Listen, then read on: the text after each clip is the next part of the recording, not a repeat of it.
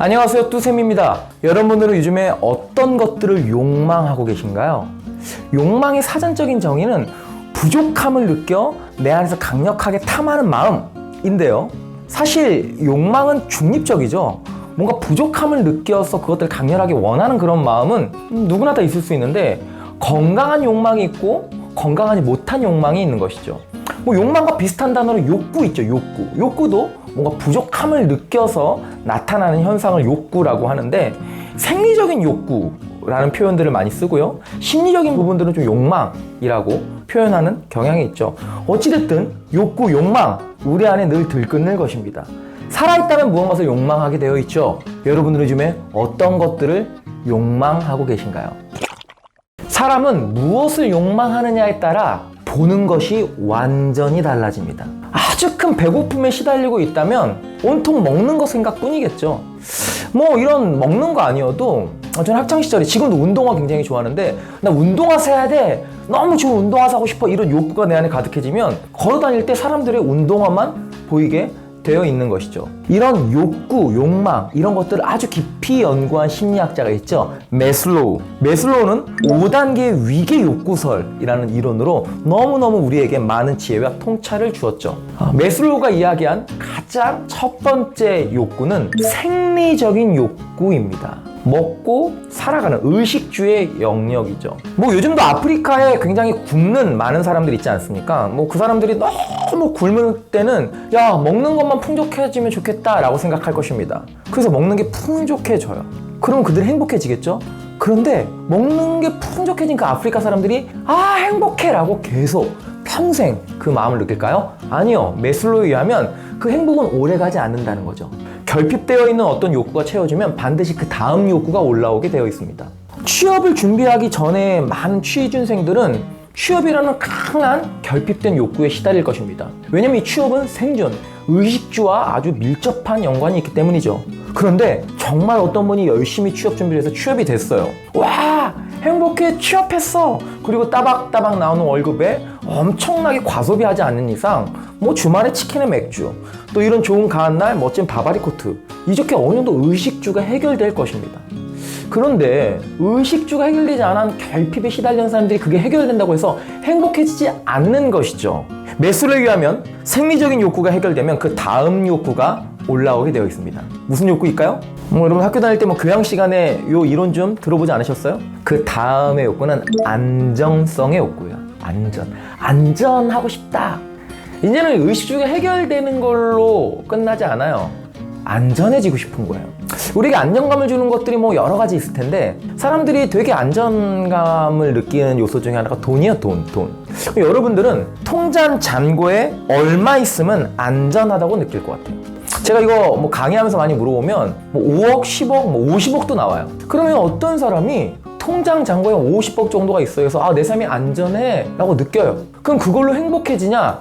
No. 매슬로우에 의하면 이 사람이 안전감을 느껴요. 그 욕구가 채워지면 다음 욕구가 확 또 올라옵니다. 그 사람을 사로잡아요. 어떤 욕구일까요? 그때부터는 사회적인 욕구가 그 사람을 휘어감기 시작해요. 관계적인 욕구.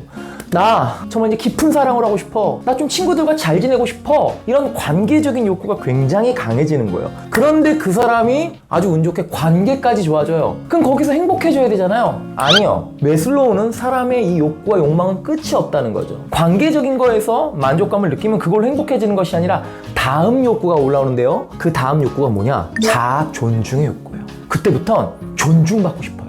후배들에게 존중받는 선배가 되고 싶고, 직장에선 존중받는 직장 상사가 되고 싶은 거죠. 그래서 그렇게 돈 많은 사람들이 정치를 하려고 하는지도 모르겠습니다. 그때부턴 명예가 중요하거든요. 남자들의 영화 중에 하나 달콤한 인생, 거기에 이병헌은 김영철 보스 밑에서 7년 동안 오른팔로 개같이 일합니다. 그런데 정말 작은 실수 하나에 김영철이 이병헌을 죽이려고 하죠. 마지막 장면, 이병헌이 너무 분노해서 보스에게 총을 겨누고 이야기합니다. 저한테 왜 그랬어요? 넌 내게 모욕감을 줬어. 이제 돈으로 또 그렇게 존경받는 보스가 된 그런 사람들에겐 더 이상 그 정도의 욕구로는 행복해지지 않아요. 그때부터는 존중받고 싶은 욕구가 굉장히 커지는데, 그때 이병헌이 존중의 욕구를 확 침범했죠.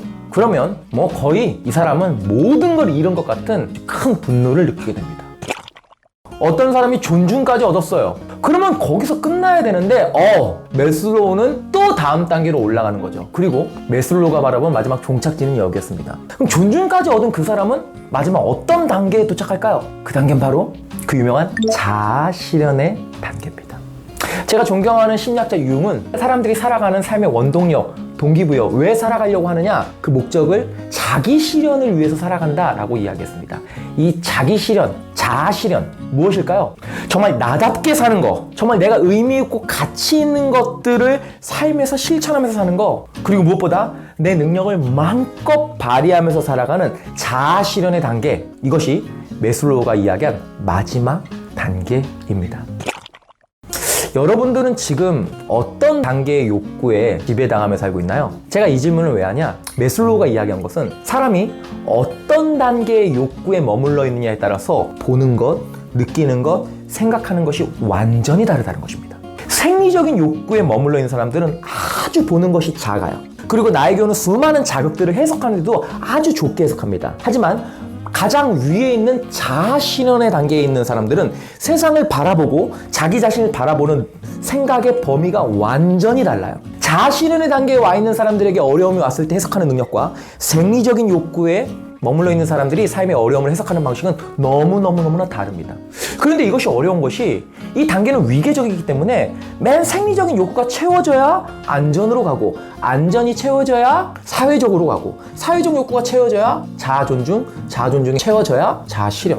너무나 슬프죠? 이런 욕구의 위계가 되어 있지만 여기서 우리가 지혜를 발휘할 수 있는 건 우리가 삶의 목적을 세울 땐 위계적이지 않게 우리가 한 욕구를 정해서 우리 삶의 목적을 세울 수 있다는 것이죠. 예를 들면 한 직장인이 왜 일하냐라고 물어봤을 때 나는 먹고 살려고 해. 그러면 생리적인 욕구를 위해 일하는 것이죠. 그런데 어떤 직장인에게 왜 일하냐고 했을 때 내가 일하는 목적은 자아 실현을 위해서 일하는 거예요 라고 한다면 내 능력을 발휘하기 위해서 내가 의미 있다고 여겨지는 것을 직장에서 실천하기 위해서 이 자아 실현의 단계로 일의 목적을 삼고 있는 사람들은 자기 일을 대하는 태도, 직장에서 얻는 어려움들, 그리고 자기에게 벌어지는 수많은 일들을 해석하는 능력들이 완전히 다르다는 것이죠. 여러분들은 지금 어떤 욕구의 단계에 머물러 있나요? 저는 감히 자아 실현의 단계에 있고 싶다라고 이야기하고 싶어요. 저는 늘 기도하고 항상 말씀을 보면서 내 삶의 목적이 단순한 생리적 욕구가 아닌 내가 의미 있고 소중하다는 것들을 실천하는 목적에 의해서 내 삶이 지배당하도록 그렇게 늘 마음을 먹고 있습니다. 그 단계에 갈수록 저를 바라보는 눈, 세상을 바라보는 눈, 저에게 오는 어려움들을 해석하는 것들이 너무너무 달라지는 것이죠. 이 욕구들은 채워져야 다음 욕구로 올라갈 수 있는 슬픈 현실이지만 우리가 삶의 목적은 어떤 욕망과 욕구 단계에 우리 삶의 목적을 정할 수 있는지는 여러분들이 정할 수 있습니다. 오늘 하루 여러분들 삶의 목적을 자아 실현의 단계, 나의 의미를 실천하고 내 능력을 마음껏 발휘하는데 여러분들 삶의 목적을 두면 어떨까요? 그러면 굉장히 다른 것들이 여러분들 삶에서 찾아올 수도 있습니다. 뚜러뻥 사람 심리는 여러분들이 사람의 마음을 잘 이해하는 사람들이 되기를 욕망하고 있습니다. 오늘 내용 도움되셨다면 구독, 좋아요, 알람 설정, 댓글 부탁드리겠습니다. 다음 주에 봬요. 두사진 갑니다.